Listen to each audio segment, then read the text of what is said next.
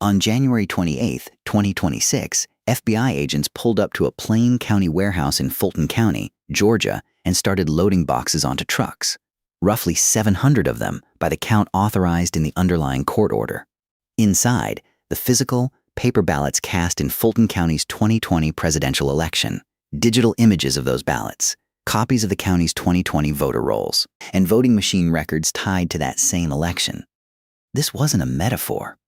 It happened with a signed federal warrant in a county that's been at the center of 2020 election disputes for 6 years running. This video covers why federal agents showed up at an elections warehouse in 2026 to seize ballots from an election that happened in 2020, what legal authority was cited, who signed off, who showed up on scene, and why that raised eyebrows, what Fulton County is now arguing in federal court about whether any of this was legal, and where those boxes actually are right now. No speculation about outcomes nobody can predict.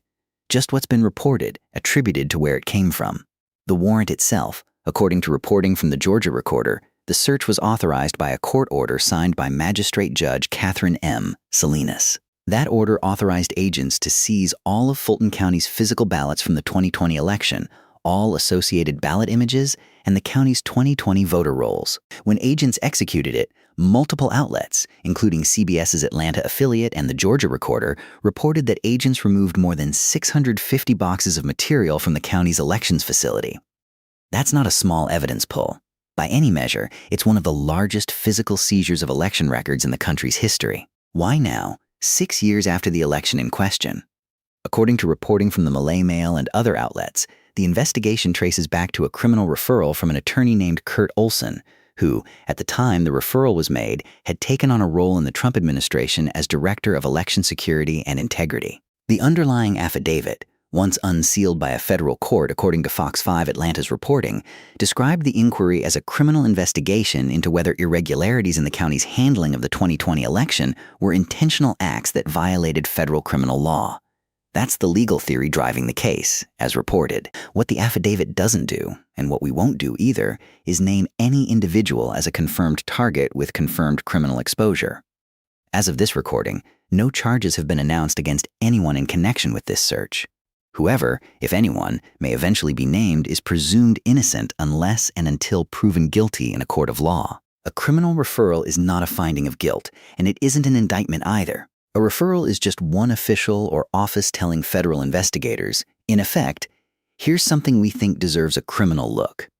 The FBI and the Justice Department then decide, independently, whether to open a case, and if they do, whether that case ever produces enough evidence to bring in front of a grand jury.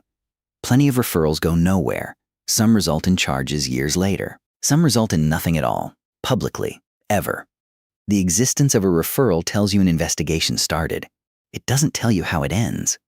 What made this raid different from a routine evidence pull was who showed up to watch it happen. According to reporting on the search, Director of National Intelligence Tulsi Gabbard and FBI Deputy Director Andrew Bailey were both observed on scene. It's not typical for the country's top intelligence official and the Bureau's second-in-command to personally appear at the execution of a search warrant for a county election records facility. That detail is a large part of why this story moved as fast as it did, and why it drew national political attention instead of staying a local Georgia story. There's also a practical, unglamorous side to a seizure this size: chain of custody. Every one of those hundreds of boxes has to be logged, sealed, and tracked so that whatever is inside can later be presented in court, if it comes to that, without anyone credibly claiming it was altered afterward. Moving, storing, and cataloging an evidence set this large is its own months-long logistical job, separate from whatever the investigation concludes. That's part of why, as we'll get to, the boxes reportedly remained in federal custody 2 months after they were taken. The attention arrived almost immediately. Georgia Senator Raphael Warnock's office confirmed he directly questioned a Fulton County commissioner about what his office described as a Trump-directed FBI seizure of 2020 ballots. Multiple reports characterized reactions from Democratic officials and voting rights advocates as alarmed. AOL's Wire reporting quoted characterizations of the search as a dangerous escalation. On the other side, defenders of the investigation point to the criminal referral and the signed court order as the basis for treating this as a normal, if unusually large, execution of a lawful search warrant. Both framings have been reported. We're not going to tell you which one is correct, because that's the exact question now sitting in front of a federal judge. Here's the part that doesn't fully resolve, no matter which side you start from. A signed warrant means a judge agreed, on paper, that the legal threshold was met at the time it was requested. It doesn't automatically mean that threshold was actually met in substance. That's exactly what a later constitutional challenge, like the one Fulton County has now filed, is designed to test. Courts overturn or narrow warrants after the fact more often than casual observers assume, because the initial signature and the later scrutiny are two different checkpoints, not one. That's not a comment on this specific warrant's merits. Nobody outside the litigation has enough information yet to say that with confidence. It's just why a judge signed it, and it was constitutionally sound aren't quite the same claim, even though they get treated as interchangeable in a lot of the commentary around this story. And that's where the facts on the ground get more interesting than the raid itself. Fulton County did not simply hand over the boxes and move on. According to CBS's Atlanta affiliate, Fulton County officials filed a motion arguing that the FBI's seizure of election records violated the Constitution. The core of that argument, as reported, is that the underlying affidavit failed to establish probable cause that a crime had actually been committed before the warrant was issued. If a defense attorney's version of events sounds different from a prosecutor's, that's normal. What's less normal is a county government formally telling a federal court that a federal search of its own election facility was constitutionally defective. The fight over the paperwork didn't stop there. Democracy Docket has reported that the FBI special agent behind the raid may be forced to testify as part of continuing litigation over how the search was justified and executed. Forcing a federal agent to testify about the basis for a warrant they sought isn't something courts allow lightly.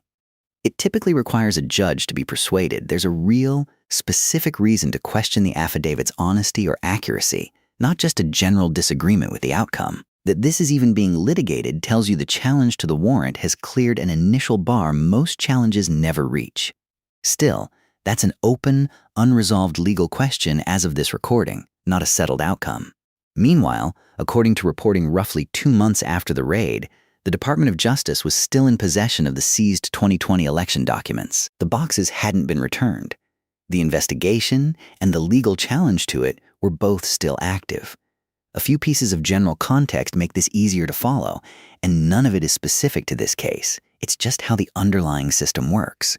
A federal search warrant has to be signed by a judge or magistrate judge, and to get one, investigators have to show probable cause, a reasonable basis to believe a specific crime occurred, and that the place to be searched contains evidence of it.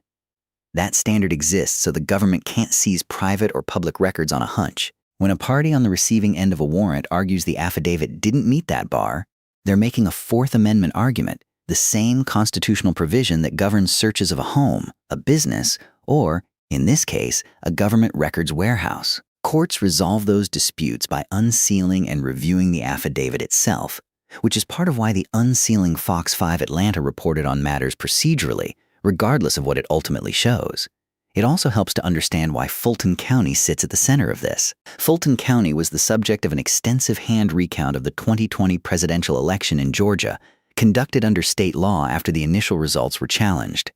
That hand recount and a subsequent machine recount requested by the Trump campaign both reaffirmed the state's original certified result. It's also public record that in a January 2021 phone call, released as audio and widely reported at the time, then-President Trump asked Georgia's Secretary of State to find additional votes for him in the state.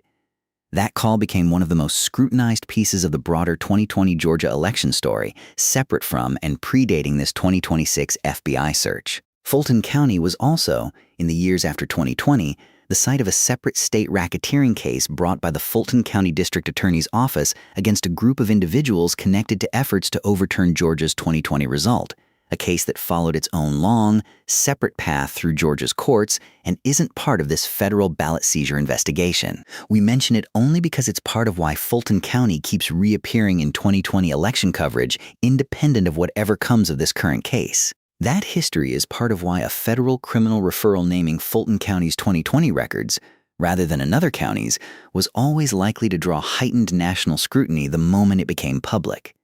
It's also worth understanding, as background, why a federal search of election infrastructure is unusual at all. Elections in the United States are administered locally by counties and states, not by the federal government.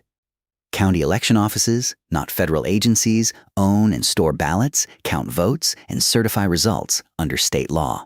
Federal involvement in election administration is typically limited to specific federal crimes, like certain kinds of voter fraud or civil rights violations, and it's far more common for federal and local election officials to work in a cooperative posture rather than an adversarial one. A federal criminal warrant executed directly against a county's own election records is a notable enough departure from that norm that it would draw scrutiny regardless of which administration ordered it or which county was involved. So where does this stand today? There's an active federal criminal investigation into Fulton County's 2020 election records. There's a court order that authorized, and agents that executed, the seizure of roughly 700 boxes of ballots, ballot images, and voter rolls. There's an unsealed affidavit describing the legal basis the government says supports that investigation. There's a formal constitutional challenge from Fulton County arguing that basis was insufficient. There's ongoing litigation over whether the agent who wrote that affidavit will be compelled to testify about it. And there's no announced criminal charge against any individual anywhere in this reporting as of now. Every person potentially connected to this matter, named or unnamed, is presumed innocent unless and until a court says otherwise. That's not a legal technicality we're adding for caution's sake. It's the actual, current status of the case. What do you think? Does a signed federal warrant, executed by career agents following a criminal referral, automatically make a seizure like this legitimate? Or does the county's constitutional challenge deserve to be taken just as seriously before we assume the government got this one right? That's an open question right now, and it's one a federal judge, not a comment section, will ultimately decide. But it's worth sitting with, because the answer shapes how every future federal inquiry into a local election office gets viewed. What isn't yet public is the full underlying evidence the DOJ says supports the investigation beyond what's described in the unsealed affidavit. It's also not yet public whether this results in any charge at all against anyone or whether the seized boxes get returned once the litigation resolves. Those are genuinely open questions, not withheld cliffhangers. Nobody currently knows the answers, including, probably, most of the people directly involved. If you want to verify any of this yourself, rather than take our word for it, start with the primary sources. Search Justice Department and FBI press releases for Fulton County and 2020 election. Look up the federal docket for the Fulton County motion challenging the search, public court record once unsealed. Check reporting from the Georgia Recorder and Democracy docket, both of which have covered the case in detail as it develops. Check CBS's Atlanta affiliate and Fox 5 Atlanta for the unsealed affidavit coverage and the county's constitutional motion directly. And watch for any DOJ announcement of charges, which, as of this recording, hasn't happened. One last thing worth saying plainly. Stories like this get pulled in opposite directions by people who've already decided what they want it to mean before the facts finish coming in. We tried to keep this one narrow. What was seized, who authorized it, who's challenging it, and what's still unresolved. The honest answer, right now, is that this is a live federal case with a live constitutional challenge attached to it, and neither one is finished. That's a less satisfying ending than a verdict. It's also the accurate one.